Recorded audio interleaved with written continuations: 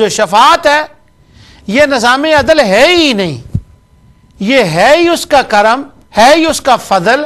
نظام شفاعت کا دوسرا نام فضل کا دوسرا نام شفاعت کا دوسرا نام فضل ہے۔ سبحان اللہ۔ اس کے اوپر میں اللہ تعالیٰ کی توفیق سے گفتگو کروں گا کہ یہ اللہ تعالیٰ کے نظام عدل کے خلاف نہیں ہے۔ ایک دو مثالیں عام فہم میں دے دوں۔ ہم جب دعا کریں اللہ تعالیٰ ہماری دعا کو قبول فرمائے، یہ اس کا نظام عدل ہے، لیکن اس پر فرض نہیں ہے کہ وہ ہماری دعا کو ضروری قبول فرمائے، اس پر ضروری نہیں، وہ مالک ہے۔ ہم ایک نماز ادا کریں، ایک رات کو عبادت کریں، وہ پوری رات کی عبادت کا ہمیں ثواب عطا فرمائے، یہ اس کا عدل ہے، اور اس میں سے کچھ کاٹ لے، یعنی ہم نے صحیح کام کیا اور ریکوائرمنٹ کے مطابق، اور پھر وہ عطا نہ کرے، یہ ظلم ہے، اور ظلم اس کی ذات سے کوسوں نہیں ہے ہی نہیں۔ وَلَا يُظْلَمُونَ فَتِيلًا۔ ایک رات کی عبادت اور ایک رات کا ثواب، یہ عدل ہے، مگر لیلۃ القدر خیر من الف شہر، عبادت تو کی ایک رات کی اور ثواب وہ دے دے 1000 مہینوں کا، یہ اس کا عدل نہیں، یہ اس کا فضل ہے۔ وہ اپنا فضل بھی فرماتا ہے اور اپنا کرم بھی فرماتا ہے، یہ اس کے کرم ہے اور اس کا فضل ہے۔ تو اللہ تعالیٰ نے کسی آدمی کو حسین بنا دیا، اب وہ جو حسین آدمی یا عورت بنی ہے، یہ اس نے کچھ کمایا نہیں، کچھ کوشش نہیں کی۔ وَأَلَّيْسَ لِلْإِنسَانِ إِلَّا مَا سَعَى، وہ پچھلی بار سے چند باتیں رہ گئی تھیں کہ اس نے انسان کو وہی ملتا تھی جو اس نے کوشش کی ہے۔ اب وہ آدمی یا عورت حسین بنے تو ان میں اس نے کوشش نہیں کی، اس نے کرم کیا ہے۔ ایک آدمی کو اس نے قوت بیان عطا فرمایا کہ اس کے بیان کرنے کا طریقہ بڑا بلاغ کا ہے۔ ہمارے ماشاءاللہ بہت سے علماء ایسے ہیں کہ جن کو اللہ تعالیٰ نے بڑی قوت بیانی عطا فرمائی۔ الرحمن علم القرآن خلق الانسان علمہ البیان، اس نے قوت بیان عطا فرمائی۔ اب جس کو ایک کو اس نے قوت بیان دی، دوسرے کو نہ دی، ایک کو حسن دیا دوسرے کو نہ دیا، ایک کو دولت دی دوسرے کو نہ دی، اب جس کو اس نے دولت دی ہے یہ اس کا فضل ہے، یہ اس کا کرم ہے، یہ اس کا احسان ہے۔ اس نے کسی محنت سے وہ اس کا مستحق نہیں ہوا، یہ اس کا استحقاق نہیں تھا، یہ اس نے کرم کیا۔ اب جس کو اس نے عطا نہیں فرمایا، یہ کیا ہوا کہ یہ اس کی مرضی، وہ مالک ہے، کسی کو اس نے نہیں دی، یعنی اس کی ملکیت یہ ہے کہ وہ چاہے دے اور چاہے نہ دے، جب وہ دے دے تو وہ اس کا فضل ہوا۔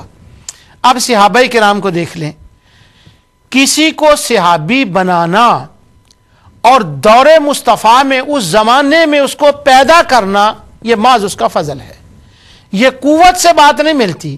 کیا حضرت ابوبکر صدیق، حضرت عمر رضی اللہ تعالیٰ عنہ نے کچھ ایسے کام کیے تھے کہ ان کاموں کی بنا پر اللہ نے ان کو اس زمانے میں پیدا فرمایا اور وہ اس کے مستحق ہو گئے، اور یہ ان کا استحقاق تھا اور ان کا حق بنتا تھا کہ انہوں نے فلاں فلاں عمل کیا تھا؟ نہیں، ان کو اس دور میں پیدا کرنا اور ابو بکر کو ابو بکر بنانا، عمر کو عمر بنانا، ان کو یہ فضیلتیں دینا اور ان کو وہ موقع فراہم کرنا، یہ اس کا فضل تھا، یہ عدل نہیں تھا۔ یہ عدل کے اعتبار سے نہیں تھا، عدل میں اس میں معنی میں کہہ رہا ہوں کہ انہوں نے کچھ کیا ہو اور ان کو اس کا بدلہ دیا گیا ہو، یہ بات نہیں تھی۔ تو شفاعت جو ہے یہ اس کا کرم ہے۔ اور ایک بات میں اور مثال دے دوں، وہ بہت سی باتیں ہیں کرنے والی، پھر وہ رہ جاتی ہیں، لیکن وہ بات ذہن میں آتی ٹھہرتی بھی نہیں ہے، وہ دل چاہتا ہے کہ میں اس کو بیان کروں۔ اب قرآن کریم میں اللہ تعالیٰ نے فرمایا من جاء بالحسنۃ فلہ عشر امثالھا ومن جاء بالسیئۃ فلا یجزی الا مثلھا۔ اگر کوئی گناہ کرے تو اس کے کھاتے میں ایک گناہ لکھا جائے گا، اور اگر کوئی نیکی کرے تو نیکی کرے ایک اور ملیں گی اس کو 10۔ اب ایک نیکی کے بدلے میں 10 عطا کرنا یہ اس کا فضل ہے، اور ایک گناہ کے بدلے میں ایک گناہ کا لکھنا یہ اس کا عدل ہے۔ اس کی دونوں شانیں ہیں، وہ اس کی شان لانا بھی ہے اور اس کی فضل والی، کرم والی، احسان والی شان بھی ہے۔ تو جب وہ ہم گناہ گاروں پہ رحم اور کرم فرماتا ہے تو اگر عدل میں آ جائیں، اگر عدل پہ چلنے لگیں کہ ہمیں وہ عدل سے کرے، تو ہم تو ایک آنکھ کا بدلہ وہ نہیں دے سکتے، اس نظام عدل پہ پورے نہیں اتر سکتے۔ وہ ہمارا تو چلنا، زندہ رہنا، جینا، بہنا، اٹھنا، یہ تو ہے ہی اس کے نظام فضل پر۔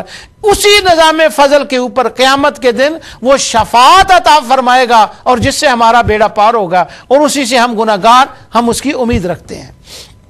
یہ 10 والا کرم جو ہے کہ ایک کریں اور 10 ہو، یہ کرم اللہ تعالیٰ نے اس لیے کیا کہ نبی اکرم نور مجسم صلی اللہ علیہ وسلم معراج پر تشریف لے گئے، اللہ کے حضور حاضر ہوئے، 50 نمازیں لیں، واپس آئے۔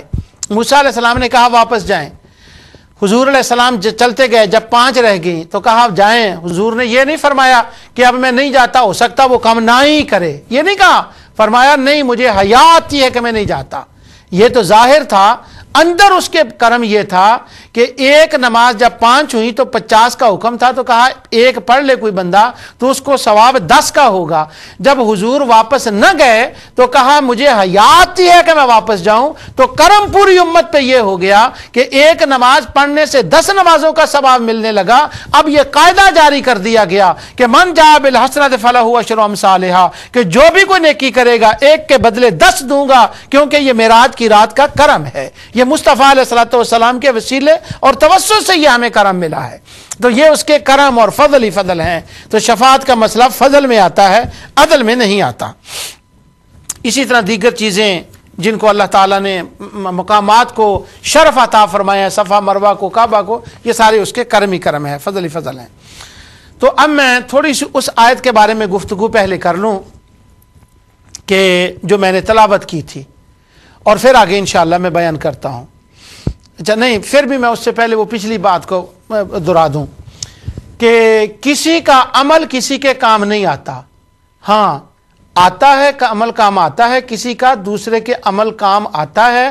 اللہ تزر وازرۃ وزر اخری، کوئی کسی کا بوجھ تو نہیں اٹھاتا، مگر کسی کا عمل کسی دوسرے کے کام آتا ہے، یہاں بھی آتا ہے اور قیامت کو بھی آئے گا۔ اس نے خود نہیں، وَأَن لَيْسَ لِلْإِنسَانِ إِلَّا مَا سَعَىٰ، یہ نہیں کہ جو اس نے خود کیا، یہ کافروں کے لیے ہے، مسلمانوں کے لیے یہ نہیں ہے۔ اب میں قرآن سے اس کا دکھاتا ہوں کہ کسی کا عمل کام آتا ہے، شفاعت کام آتی ہے، کہ اللہ بندوں کا لحاظ فرماتا ہے، ان کا لحاظ دوسروں کے کام آتا ہے۔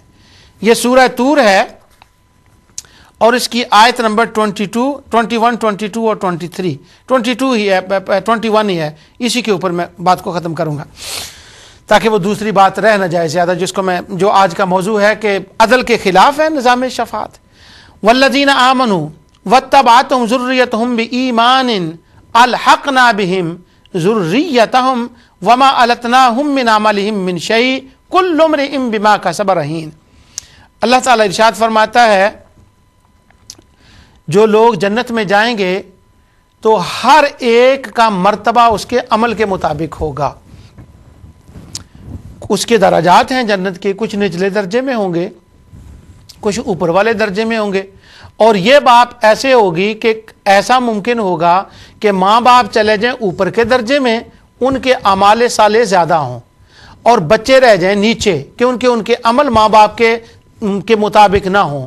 اب یہ دیکھیں ایک دوسرے کے کام کیسے آتا ہے، کیا کسی کو وہی ملتا ہے جو اس نے کیا ہے، یا کسی اور کا کیا بھی کسی کو مل جاتا ہے؟ جب یہ صورت ہوگی جنت میں، والذین آمنوا واتبعتهم ذریتهم بایمان الحقنا بهم ذریتهم، اور جو لوگ ایمان لائے اور ان کی اولاد نے ایمان میں ان کی پیروی کی، یعنی ایمان شرط ہے۔ اور کیا ہوتا ہے؟ اللہ تعالیٰ فرماتا ہے ذریتهم الحقنا بهم ذریتهم، ہم ان کے ساتھ ان کی اولاد کو بھی جنت میں ساتھ ملا دیں گے۔